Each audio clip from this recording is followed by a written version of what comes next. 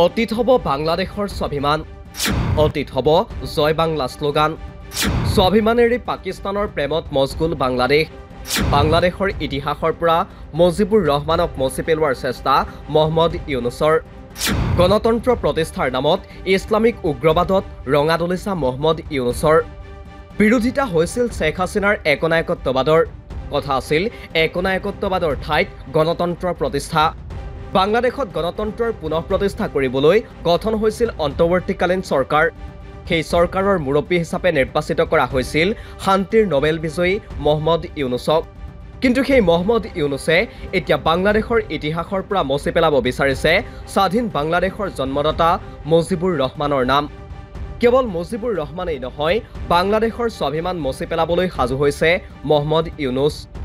শেহতীয়া খবৰ অনুসৰি মুক্তি সংগ্ৰামৰ আৱেগ তথা বাংলাদেশ সৃষ্টিৰ সংগ্ৰামী ইতিহাসক নস্যাৎ কৰি পুনৰ পাকিস্তানমুখী হোৱাৰ বাট মুকলি কৰিছে মহম্মদ ইউনুছে।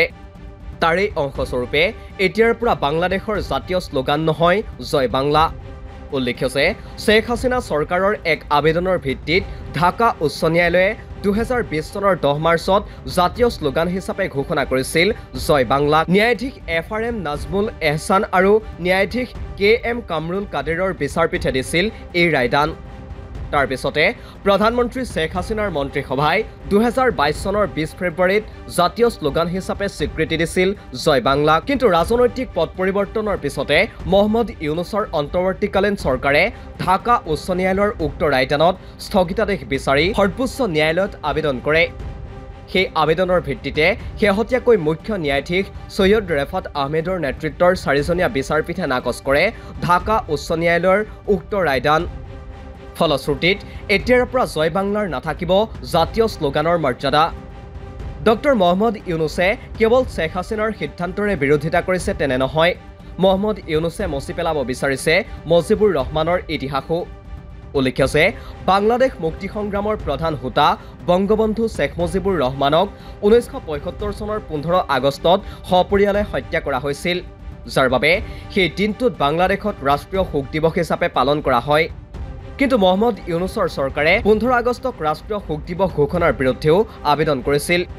তাৰোপৰি বাংলাদেশৰ মুদ্ৰাত মুজিবুৰ ৰহমানৰ ছবি অংকিত হোৱাৰো বিৰোধিতা কৰিছিল মহম্মদ ইউনুছে, যাৰ ফলত ৰাজনৈতিক বিশ্লেষকে ক'বলৈ বাধ্য হৈছে যে গণতন্ত্ৰ পুনৰ প্ৰতিষ্ঠাৰ নামত বাংলাদেশৰ ইতিহাসৰ পৰা মুজিবুৰ ৰহমানকহে মচিব বিচাৰিছে মহম্মদ ইউনুছে।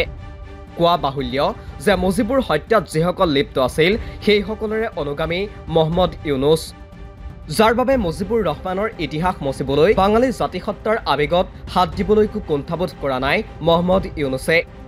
ইপিনে গণতন্ত্ৰৰ কথা কৈ ইছলামিক মৌলবাদক ৰঙা দলিচা পাৰি দিছে মহম্মদ ইউনুছে।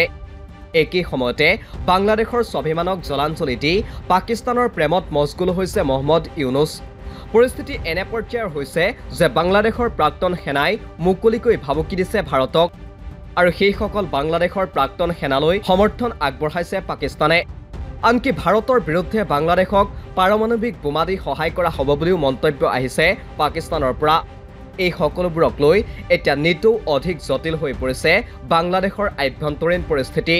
তাৰ লগতে দীৰ্ঘ সময়ৰ বন্ধু তথা চুবুৰীয়া হিচাপে ভাৰতৰ ক্ষেত্ৰতো সৃষ্টি হৈছে জটিলতাৰ। নিউজ ডেস্ক ৰিপোৰ্ট, দি ক্ৰছ কাৰেণ্ট।